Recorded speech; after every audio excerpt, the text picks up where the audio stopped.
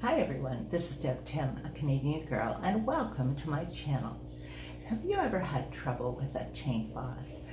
Maybe identifying him or dealing with an aggressive tank boss? Well, stay tuned and I'll share everything I know about a good tank boss.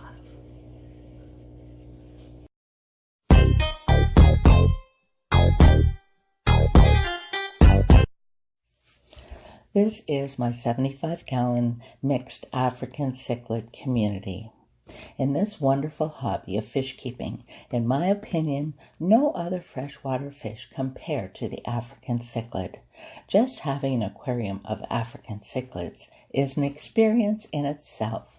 Their colors alone set them apart, but it doesn't stop there.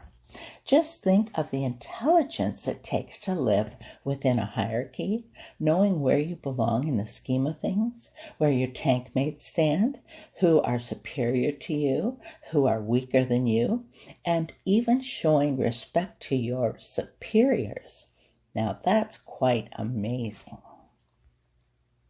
This does not happen by accident. It has taken me a long time to achieve a mixed African cichlid community that meshes well, with next to no aggression, which I can confidently call peaceful. Working towards having a peaceful community of cichlids takes time. In fact, having the words peaceful and cichlids in the same sentence is an oxymoron. I have spent hours watching my fish, learning their habits, who's trouble, and who's submissive. I have done timeouts trying to change an aggressive fish, but honestly, I've never found success with that and find rehoming is the best way to go. Why keep a fish that could injure a good fish in your community just because they're beautiful? It's a waste of time the way I see it. I have had many good tank bosses, but I've also had some bad ones. I don't even keep bad ones for long. They don't usually make it to boss before I rehome them. I'm constantly watching my cichlids. Part of the reason I have to watch them so closely is because I have many different sizes and ages. As the younger ones grow, they begin to test their wings, so to speak. They will pick fights with weaker fish to see how well they do. Emboldening them, they go after the next one, making their way up the chain of command. Keeping an eye on this type of situation will tell you so much about the character of your fish. There are many types of tank bosses. There are the killers that live by the law, and if you don't toe the line, you die. There are the chasers. They chase so severely they cause stress, sometimes to the point of death. If that happens, they just pick a new target. Then we have the tormentors. These guys leave bite marks, shredded fins, and other injuries that over time will heal and seldom result in death, but still not a good candidate for a tank boss. And finally, we have the tank hog.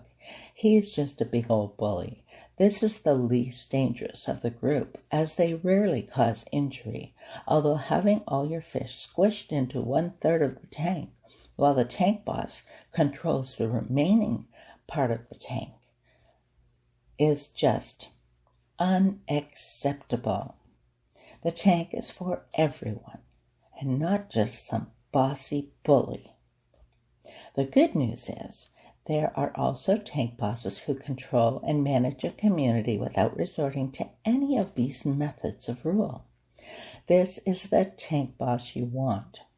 They will oversee the whole kingdom without violence. They will break up fights, keeping the chain of command intact. In doing this, they are ensuring their position is not threatened. The other community members see his actions and begin to have respect for him.